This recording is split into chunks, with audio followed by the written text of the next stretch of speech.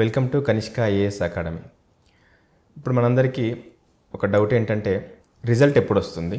దాంతోపాటు ఇప్పుడు అందరికీ వేధిస్తున్న ప్రశ్న ఏంటంటే ఇంతవరకు గ్రూప్ 2 గ్రూప్ 3 కీస్ ఇంకా అప్లోడ్ చేయకపోవడం టీజీపీఎస్సీ. దాంతోపాటు కీస్ అప్లోడ్ చేసిన తర్వాత 1:2 ఆర్ 1:3 కూడా రిజల్ట్ ఇచ్చిన తర్వాత వాటికి పోస్ట్ ప్రిఫరెన్స్ ఎట్లా ఇవ్వాలి.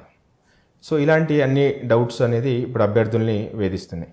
సో వీటన్నిటికీ సమాధానాలు మనకు తెలుసుకోవడానికి, వాటిని నివృత్తి చేయడానికి మనతో పాటు Kanishka IAS academy director plus history faculty, స్టేట్లోనే one of the famous history expert Mahender Reddy sir గారు మనతో పాటు ఉన్నారు.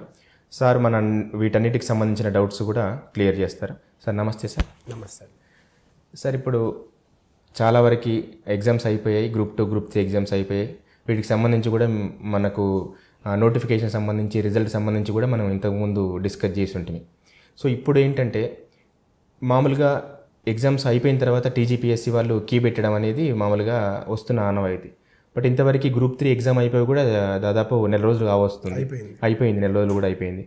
సో గ్రూప్ 2 ఎగ్జామ్ కూడా అయిపోయింది. సో ఇంకా కీలు ఇంకా అప్లోడ్ చేయలేదు. ప్లస్ కీ ఇవ్వడం, టెంటేటివ్ కీ ఇవ్వడం, మళ్ళీ ఫైనల్ కీ ఇవ్వడం, ఇదంతా కొంత టైం ప్రాసెస్. సో ఇంకా కీ ఇవ్వట్లేదు ఏంటి అనేది మాత్రం బాగా సందేహం ఉంది అభ్యర్థుల్లో. సో దాని మీద మీ అభిప్రాయం ఏంటి సార్? సో మనం నిజానికైతే గ్రూప్ 3 ఎగ్జామ్ జరిగి 35 days అవుతుంది. అలాగే గ్రూప్ 2 కూడా జరిగి 1 week అయిపోతుంది. యాక్చువల్గా ఈ 1 weekలోనే మనకు గ్రూప్ 2కి సంబంధించిన కీ రావాల్సి ఉండే. సరే, దీని ముందు విషయం పక్కకు పెట్టినా, ముందు గ్రూప్ 3 జరిగి దాదాపు 35 days అయినా ఇప్పటి వరకు కీ పెట్టలేదు. ఒక సిస్టమేటిక్ ప్రాసెస్ కనుక మనం చూసుకుంటే ముందు ఒక ప్రైమరీ కీ పెట్టడం, దాని మీద ఏమైనా ఆబ్జెక్షన్స్ ఉంటే తీసుకోవడం, మళ్ళీ దాని తర్వాత ఫైనల్ కీ ఒకటి పెట్టడం, దానికి అనుగుణంగానే ఈ యొక్క పేపర్ స్కాన్ అనేది, అంటే ఎవాల్యుయేషన్ అనేది స్టార్ట్ అవ్వాలి. ఎందుకంటే ఇది మల్టిపుల్ చాయిస్ క్వశ్చన్సే కాబట్టి నేను స్కాన్ అని చెప్తున్నాను. సో కాబట్టి ఇప్పుడు మనకు అసలు వాళ్ళు ప్రైమరీ కీ ఎప్పుడు ఇస్తారు, దీని ఆబ్జెక్షన్స్ ఎప్పుడు స్వీకరిస్తారు, తర్వాత కీ ఎప్పుడు మొదలు పెడతారు, అంటే స్కానింగ్ ఎప్పుడు చేస్తారు, అసలు ఫైనల్ రిజల్ట్ ఎప్పుడు ఇస్తారు. మొన్ననేమో చైర్మన్ గారు ఇటీవల మాట్లాడుతూ అన్ని సంబంధించిన రిజల్ట్ అనేది 3 నెలలనే వస్తుంది అన్నాడు. నిజానికి గ్రూప్ 3 ప్రాసెస్ చాలా పెద్దది. చాలా పెద్దదని ఎందుకు అంటున్నానంటే, నంబర్ 1 వచ్చేసి ఫస్ట్ నంబర్ ఆఫ్ క్యాండిడేట్స్ ఒకటి, నంబర్ 2 సరే ఈ వీలైనంత వరకు కీలో పెద్దగా అంటే మనం కంప్లైంట్ చేసే రీతిలో ఉన్నంతకైతే పేపర్ లేదు, బట్ వాళ్ళ ఆన్సర్లు ఏమిస్తారో తెలియదు. ఇప్పుడు మనం ఏమనుకుంటున్నామంటే క్వశ్చన్ పేపర్లో మిస్టేక్స్ పెద్దగా కనిపించలేదు, దాంతోపాటు ఆన్సర్స్ కూడా పెద్దగా చూజ్ చేసుకోవడానికి ఇబ్బంది లేదు, అది మనకు తెలుస్తుంది.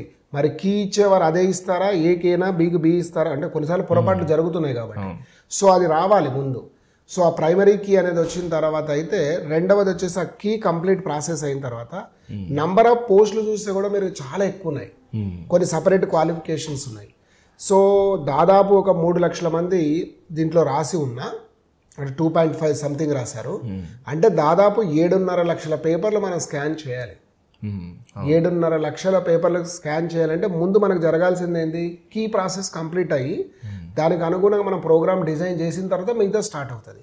సో వాళ్ళేమో మార్చి అంటున్నారు, కానీ మరి అంత వేగంగా అవుతుందా లేదనేది నాకు కొంచెం డౌట్ఫుల్గానే ఉంది. చూడాలి, అంటే మరి వాళ్ళ దగ్గర ఉన్న మ్యాన్ పవర్ కానీ మెకానిజం కానీ ఇంకేమైనా ఎక్కువ మోతాదులో ఉంటే అయ్యే అవకాశం ఉంటుంది, లేదంటే కొంచెం అటు ఇటుగా ఆలస్యం అయ్యే అవకాశం వస్తాయి. లేకపోతే వాళ్ళు ఇట్లా అనుకుంటున్నారు ఏమైనా ఒక డౌట్ కూడా ఉంది. ఎందుకంటే ఎప్పుడు కూడా క్యారీ ఫార్వర్డ్ అవుతున్నాయి పోస్టులు, కొన్ని మిగిలిపోతున్నాయి, కొన్ని జాయిన్ అయ్యి వెనక్కి వస్తారు. ఉదాహరణ గ్రూప్ 1లో జాబ్ వచ్చిన వాళ్ళు గ్రూప్ 2లో జనరల్గా జాయిన్ గారు. అదే కనుక ముందు గ్రూప్ 3 రిజల్ట్ వస్తే జాయిన్ అయిన వాళ్ళు వదిలేసి మళ్ళీ గ్రూప్ 2కి వస్తారు. కాబట్టి ప్రాసెస్ ప్రకారం చేద్దాం, సర్లే ఎట్లా గ్రూప్ 3 ఆలస్యం అవుతుందేమో కాబట్టి గ్రూప్ 2 అయినాక చూద్దామనే ఏమైనా ఆలోచన. ఎట్లా ఉన్న కీ అనేది మాత్రం ముందు వదిలేస్తే చాలా మంది స్టూడెంట్స్ కూడా బ్రెయిన్ క్లియర్ అయిపోతుంది. అంటే వాళ్ళు పెట్టినవన్నీ వాళ్ళకి వస్తున్నాయన్ని, అందులో ఒకటో రెండో ఉంటాయో పోతాయన్నది తెలియదు అనేది ఒకటి ఉంటుంది. అది ఒకటైతే. రెండవది మీరు అడిగిన ప్రశ్నలో ఈ పోస్టులు ఎలాంటివి ఎన్నుకోవాలి అన్నదానికి ఒక విషయం అడిగారు.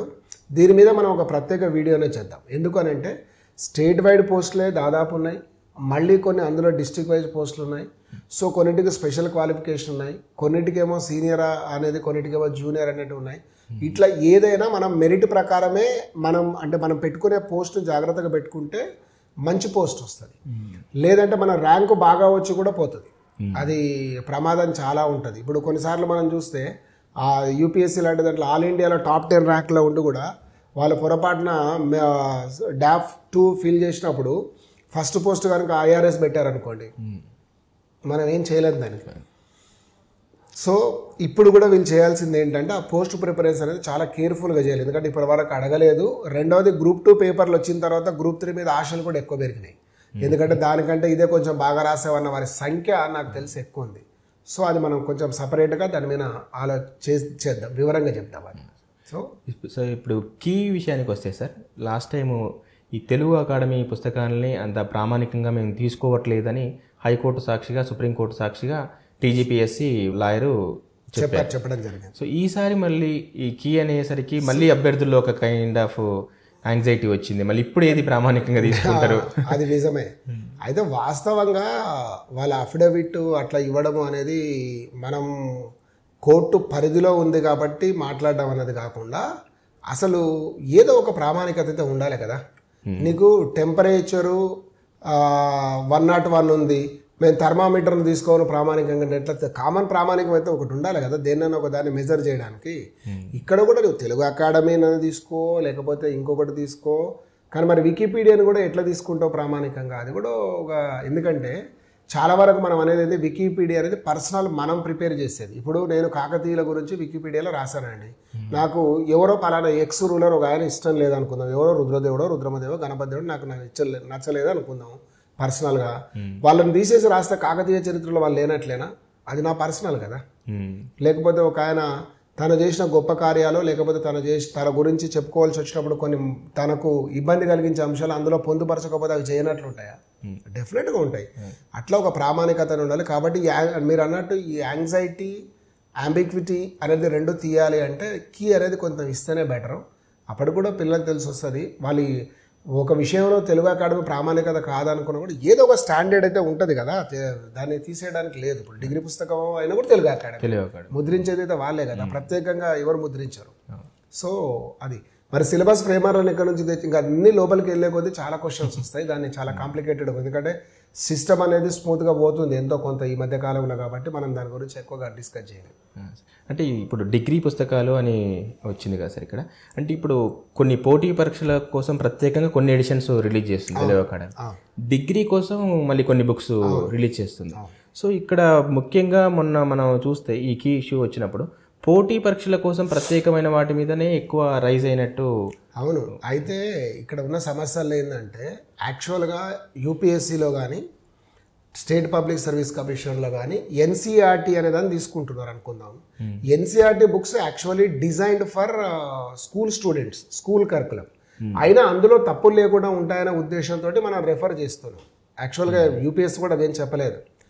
తర్వాత ఈ ఎన్సీఆర్టీ వాళ్ళు పక్కకు పెడితే వాళ్ళు స్కూల్ కోసమే ఉన్నామని జాగ్రత్తగా ఎస్సీఆర్టీ లాగా వాళ్ళు ఉన్నారని కొన్ని పుస్తకాలను గవర్నమెంట్ కూడా పబ్లిష్ చేస్తుంది కదా. నేషనల్ బుక్ ట్రస్ట్ ఉంది, లేకపోతే పబ్లికేషన్ డివిజన్ ఉంది. ఎగ్జాంపుల్ పబ్లికేషన్ డివిజన్ చేసే వాళ్ళ పుస్తకాలు హిస్టరీ పుస్తకాలు బాగుంటాయి. ఎన్బిటి వాళ్ళు చేసే దాంట్లో సుభాష్ కాశ్యప్ రాసింది ప్రామాణికంగా అవర్ పార్లమెంట్, అవర్ కాన్స్టిట్యూషన్ అట్లా కాదని అవుట్ రైట్గా చెప్పడం అనేది కరెక్ట్ కాదు. మరి నువ్వు ఆల్టర్నేటివ్ కూడా ఒకటి చూపాలి కదా. అంత వేగ్గా కూడా మనం ఇవ్వడానికి కొన్ని కుదరవుతుంది. అంటే ఒకసారి తప్పించుకోవచ్చు కానీ ప్రతిసారి కూడా మనం తప్పించుకోవడానికి వీలు అవ్వకపోవచ్చు కొన్ని. ఎందుకంటే అది ఇక మనం డిస్కషన్ చేస్తూ పోతే అది పెరుగుతూ ఉంటుంది దాని విషయంలో. కాబట్టి అంటే మనం అంటున్నది ఏంటంటే తెలుగు అకాడమీలో రాసిన అంటే డిగ్రీ పుస్తకంలో రాసిన ప్రత్యేకమైన మెటీరియల్లో రాసిన దేంట్లో రాసిన కంటెంట్ అయితే అదే కదా. ఇప్పుడు గణపతి దేవుడు పరిపాలించాడు, కరెక్ట్. ఆయన ఈ కాలం నుంచి గణపతి దేవుడి కాలంలో రామప్ప దేవాలయం నిర్మించబడ్డది, కరెక్ట్.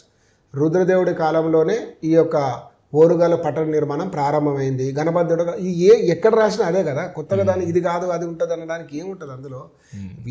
అదైతే మనం తీసేయడానికి ఉండదు. సో మీరు ఏదైనా తీసుకోండి, అశోకుని తీసుకోండి, లేకపోతే ఆర్టికల్ 14 అనేది ఏ పుస్తకంలో తీసుకున్న భారత రాజ్యాంగం నుంచి చేతి రాత ద్వారా రాసిన రాజ్యాంగం నుంచి తీసుకొని మామూలుగా టాబ్లాయిడ్లో వేసిన ఒక ఆర్టికల్లో కూడా ఆర్టికల్ 14 అంటే ఆర్టికల్ 14 అదే రాస్తారు, వేరేది రాయడానికి రాదు. సో ఇది కూడా అంతే. అందులో ఇది మేము కాదు ఇంకోటి తీసుకుంటాము ఇదంతా కాదు. అది ఉన్న ఇన్ఫర్మేషన్ అదే ఉంటుంది, అది ఎప్పటికీ మారదు. భారతదేశాన్ని లేదా ఈ సౌత్ ఏషియాని ఉపఖండం అంటాం, సబ్ కాంటినెంట్ అంటారు, ఇంకో పేరుతో కాంటినెంట్ అని పిలవడానికి వీలు కదా. అది factual information. Thank you sir.